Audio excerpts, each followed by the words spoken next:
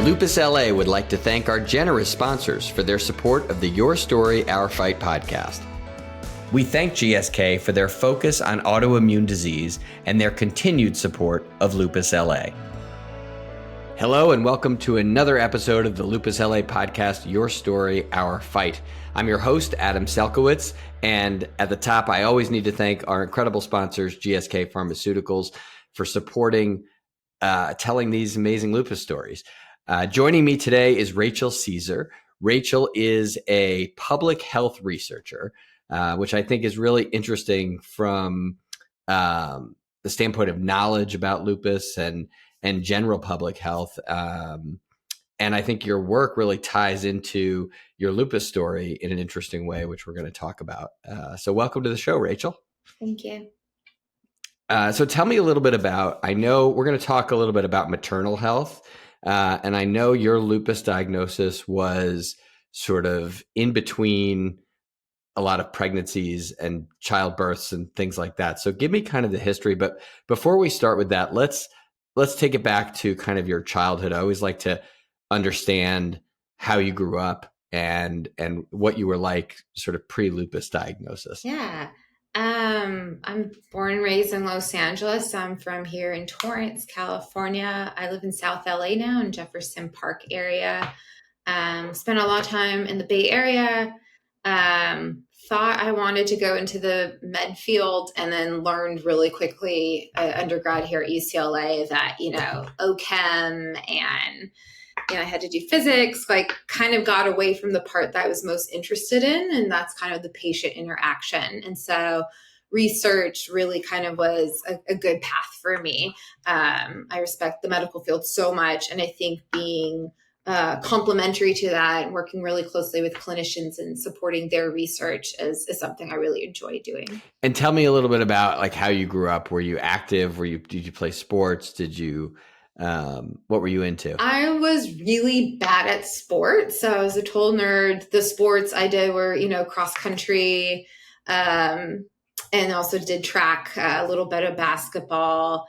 And I should say too, I don't know where this fits in, but I have markers for lupus, but I don't know if I have like the full diagnosis of like full blown lupus. And I couldn't even describe clinically what it is I have, but I guess I had a test that showed markers for lupus and now I don't. Now those kind of went away. Growing up, I loved traveling with my family. I think we went a lot. My parents took me on trips with me and my brother, and I think that informed a lot of how I grew up and wanting to study anthropology. And now I still do anthropology, but kind of locally and looking at health narratives and how people negotiate health with their clinicians, especially around women's health. So when you're growing up, normal childhood, normal health, family history of normal health, everybody. I guess some people had, of course, like grandparents had arthritis, but nothing that I knew about that anybody had any autoimmune issues. Got it. And so tell me a little bit about how your diagnosis or how your symptoms started, where the lupus conversation began. Yeah, it happened around early 2022 that I was having kind of like a feverish pain in my legs that wouldn't go away. And I remember texting girlfriends and they're like, you probably just need physical therapy. That's probably the same thing happened to me. It's probably just like a weird knee thing. I've never had knee problems. I'd run a mile and a half in the mornings with our dog. Just super light, was doing, I've always kept up with running, some yoga, and was having a hard time doing that. And I remember just even like, I have to go see my primary care and then they can give me a PT consult. And I remember being rude about it. I was like, I just need to go see a physical therapist. And I have an amazing physician assistant, amazing PA. And she's like, I'm doing all the tests. I'm going to check this out. And I was like, it's just my knees. And she did all the tests. And I was super thankful for Nurse Carmel Raphael, because I don't know if that's the correct name. I should remember. She has a name that rhymes, so I sometimes forget it. But she did all the tests. And I know it takes years sometimes for people to get a diagnosis and understand what's happening, but it was very quick with her. PA Do you think she was specifically looking for autoimmune? Did she recognize that as a symptom? Because it's a pretty interesting symptom to kind of pick up on, that it might be autoimmune. Yeah, I don't know what tipped her off to do the testing for ANA. I suppose I was like extremely tired, and it wasn't related to anything. I had a lot of it felt feverish. And then the symptoms got so bad that I could not walk around the block. Or I'd be at the supermarket with my daughter and I was like, we have to go home right now, because I felt like I was going to fall asleep. So it was really messing with my life. It wasn't just like, oh, I have some knee pain. So I don't know if it got worse right before I saw her or around when I made the appointment, but it was definitely I was having a really hard time. And so what was the treatment for that right away? It was to see a specialist, a rheumatologist. And then in the meantime, just a quick fix was 800 milligrams of ibuprofen. So just something to stop the pain. And the rheumatologist I saw was really great. I had one miscarriage by that time when I saw the rheumatologist. And so I didn't think much of that. It was just, people have miscarriages. There's about 20% chance, or 25%. And so I had the first one in 2021, and it was a big surprise, and we were shocked by it. After you had a daughter. I already had a child who was about 3 or 4 years old. So we knew we could get pregnant. We knew we had a healthy birth. We had a healthy child. So it came out of the blue. And then 2022 was starting to see a rheumatologist, and they provided medicine that I learned later that a lot of people use it for mental health needs. And I guess it's something with nerve pain. And it got rid of most of the pain and the tiredness, but I still had some brain fog, which, I can deal with pain and tiredness, but I could not deal with brain fog that the medicine didn't fully get rid of some of that. And there's a wonderful rheumatologist, was really understanding of my needs, with after miscarriage. But I asked, is there any way the lupus caused the miscarriage? That was one. And she said, absolutely not. And two, can diet change anything on lupus? And she said, no, not really. And being a researcher, I kind of took a deep dive with those two things and looked into it and wanted to see are these things related to some of the issues I'm having? And can diet be helpful? And I follow Rock Health, which is a newsletter based in the Bay Area of startups in healthcare. And it wasn't even in their newsletter. It was in their newsletter, but in tiny print, what were companies that were getting new rounds of funding. And one of them was called Well Theory. And it was a cash pay. I use mostly FSA funds for it. But essentially, you would meet with a nutritionist who also had an autoimmune disease, and they would meet with you and, help you with sleep, brain fog, whatever issues you were having, elimination diets. I also really enjoy them because they were not trying to compete with my rheumatologist, not trying to compete with medicine, but just say, hey, these are some other tools we can give you, especially with diet, and especially with being pregnant across for several years while using Well Theory, and just giving a little extra support and help in that area, in addition to my rheumatologist. And so how quickly, once you started working with them, tell me about the brain fog. Did it go away? Do you attribute the change in nutrition to helping you with the brain fog? I think so. I can't remember where it coincided, and I was still taking the medicine from the rheumatologist, the nerve medicine. But it's pretty, so elimination diet, I'm still learning about you stop. The first one we did was no gluten. and you're like, well, I've been fine with gluten. And then you have a little, after you don't eat any gluten for a month, you have a little bit of gluten and your body just flares up. And so by eliminating it, whether it's dairy, which is the other thing I've eliminated, like your body's just flaring up. So I would get sick a lot, couldn't get over colds, would have pain, still have some of the lingering effects, even with the medication.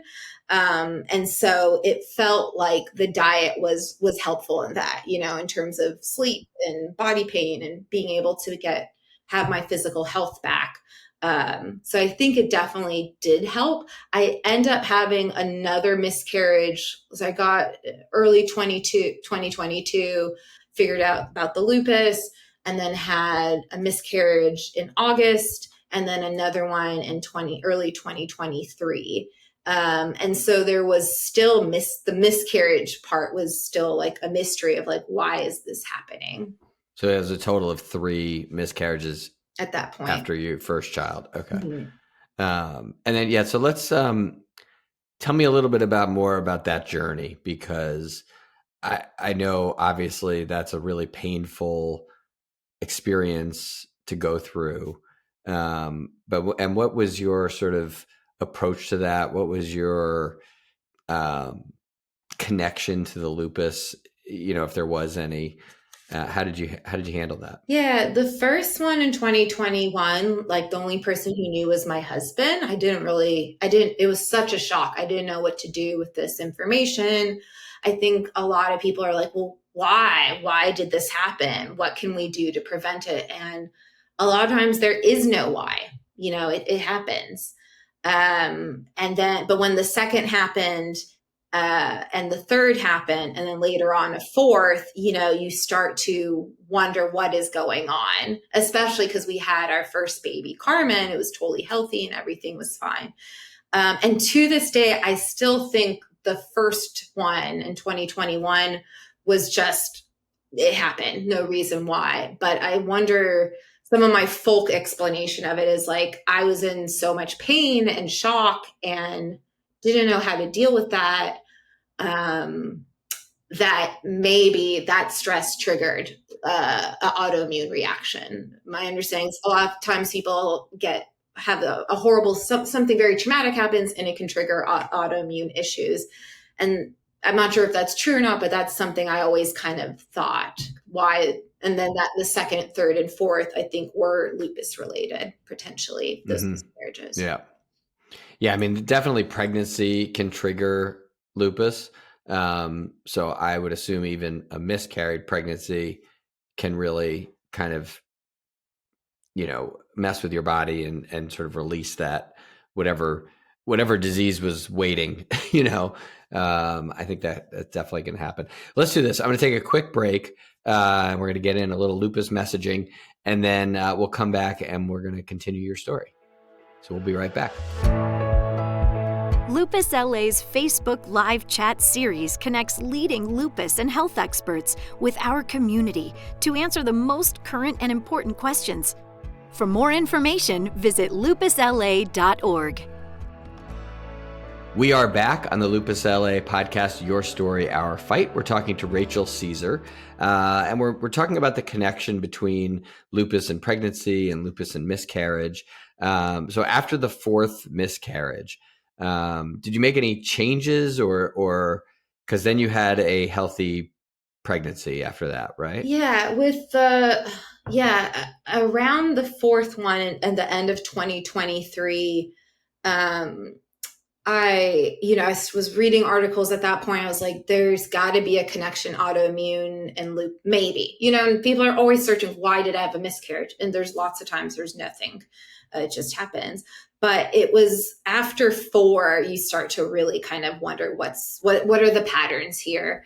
And my OBGYN couldn't really figure it out. It's kind of past their level of expertise. They would give me, I think, progesterone and different drugs to kind of help everything, and take 1 baby aspirin. No, now take 2 baby aspirins. So I was doing all the things, I was taking the medicine from my rheumatologist, staying healthy, doing some elimination diets at that point, and feeling really healthy and strong, but still having the miscarriages. and so perinatologist. How do you say that? Perinatologist? Perinatalogist. Yeah, I think Seeing that's right. a perinatologist as well. They didn't know what to do. They weren't helpful at all, actually. And through my role at University of Southern California, where I do some work on supporting clinicians with their research, I met Dr. Leanna Wise. And at the time, she was doing a study working with Latina women who have lupus and can get pregnant, but not stay pregnant. And I was advising her on some methodology for this project. And I had to kind of take a time out. I said, are you like accepting patients? Because I fit the demographic. I fit all this study. Like I could be one of your participants.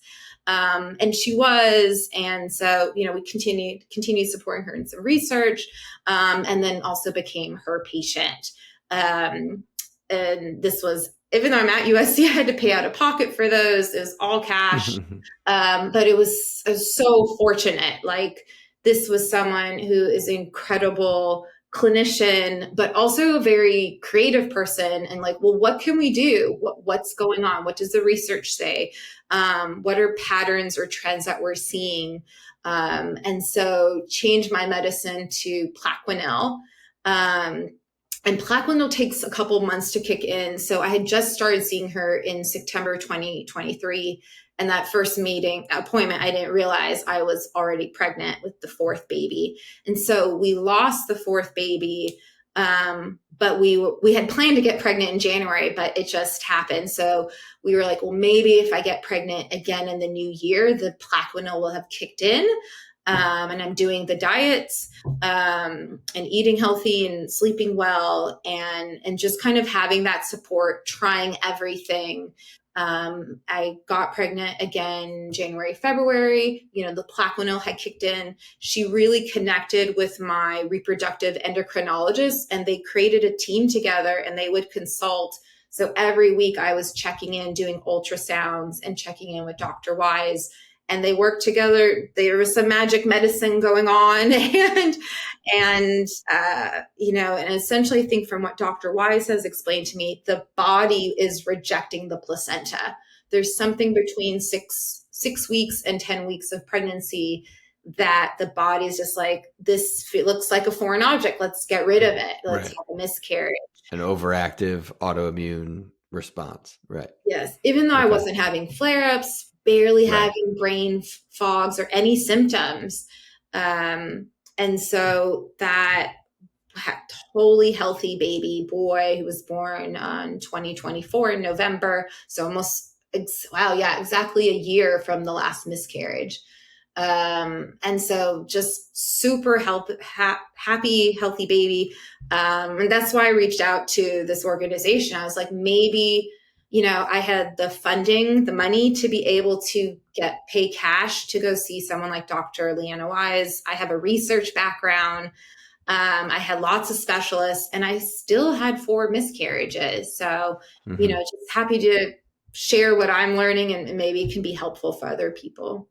Yeah, no, I think it's really valuable, and we certainly appreciate you sharing. I know our audience will appreciate you sharing, and I'm sure we're going to get a lot of response from women like yourselves who have had a lot of unexplained or lupus-related miscarriages. Obviously hard to tell, but so I think what you're doing here is really important. So tell me a little bit about, I think what's interesting, the work you're doing now with maternal cannabis, and explain that a little bit, because I know it's not directly related to lupus, but I think what you're finding out about pregnancy is really important information to share also with our audience. Sure. Yeah. The research we do is looking at cannabis use across the lifespan of women. So mostly young adult women who are using cannabis and tobacco together to support mental health needs during pregnancy, as well as postpartum. And in the future, we're interested in looking at cannabis use during menopause or period across the menopause spectrum. And kind of, all the research and everything we agree with, you should not use any substances during pregnancy, and you should not use cannabis during pregnancy. But when we talk to people, a lot of people are saying, hey, I'm using cannabis instead of gabapentin for my multiple sclerosis, or, I'm super stressed out and I have a full-time job and another kid, and I can't get access to good mental health. So I'm using some tinctures in the meantime, or I have severe vomiting and maybe hyperemesis. And I'm using cannabis to make sure I'm not losing weight and can actually hold food down. So people are using cannabis for a lot of reasons during pregnancy. And what we're hearing is they're not getting the prenatal care that they need, or could use that extra support. And cannabis almost as a proxy to fill in some of those gaps in prenatal care. Mm-hmm. And what are the effects of cannabis on a baby? Research shows that, if you use cannabis, women who use cannabis are more likely to have smaller babies, gestational size. They're also more likely to be born earlier and to be born smaller. And so those are the risks. And the women we talk to, they're like, most women that we talk to are like, I'm not out here partying. I don't want to be using cannabis, but I don't have a lot of other tools or access to better prenatal care. And so a lot of our research is working with clinicians and trying to see, well, what do they know about cannabis? What training did they have? Not that much. Are there kind of trainings or support that we could provide clinicians? Are there ways we can support clinicians, social workers, birth workers, that they're not reaching out to child protective services when someone is using cannabis, or they find it in someone's during a urine test, but can we hit it further upstream that we're providing better support for women who are using cannabis during pregnancy? And if there's ways to reduce substance use, that would be great, but also making sure mom and baby aren't separated because of this issue. Really important work for sure. And I know we went a little off the lupus topic, but just to sort of wrap up, I mean, I know it's been about a year since your second baby boy was born. How has your lupus been post pregnancy, and now that your body has sort of regrouped from all the miscarriages, all the pregnancies, how do you feel now? Yeah, it's been like, I guess I've been either pregnant or not pregnant, or getting over pregnancy, or nursing. And I'm still nursing now for like a decade. And now I'm just kind of hoping maybe menopause will just need a time to be a normal woman for a while. So hopefully menopause doesn't catch up to me for a little bit. I know for a lot of women during pregnancy and even postpartum, your lupus calms down, your autoimmune issues kind of calm down, your body takes care of itself there. So things have been good. I think I've been seeing Dr. Wise again too. And it's just am I tired because of the lupus and the brain fog, or it's just because having a newborn? And so just trying to kind of figure out, just be in baby mode right now. And seems like the lupus is relaxing and not impacting anything, just tired and brain foggy because of having a new baby. So that's been good. Well, I can tell you, as the dad of a 5-year-old boy, the tired part and the craziness does not end at all for a while. But it's my joints and neck trying to keep up with the kid, But anyway, so listen, I think your message here has been really important. Tell me, what do you recommend for a lupus patient who wants to get pregnant? What are sort of your top 2 or 3 things that you'd like to say to them? Yeah, I think ask your doctors a lot of questions.